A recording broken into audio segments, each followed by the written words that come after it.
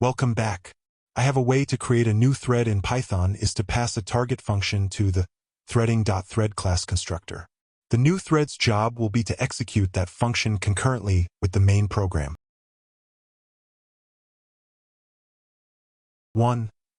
Defining the thread's task. First, we define a regular function, here named task function, which represents the independent work we want to run concurrently. Inside this function, we identify the thread executing it, which, for a new thread, will not be the main thread. This function will be the entry point for our new thread. 2. Creating and starting the thread.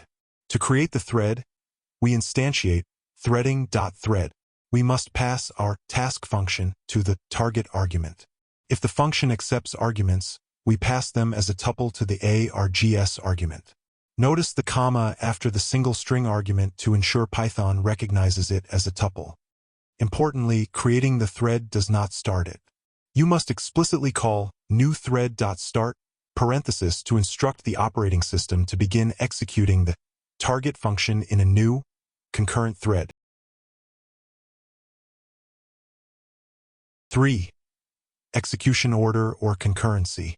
The key takeaway here is that once .start parenthesis is called, the main thread immediately continues to the next line of code. It does not wait for the task function to finish. The task function now executes concurrently, meaning its output may interleave with or appear after the main thread's output. This is the essence of multithreading.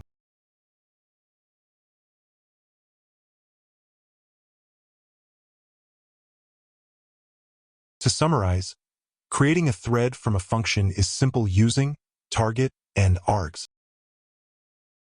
Our next lecture 26.04, Printing Thread Names. See you there.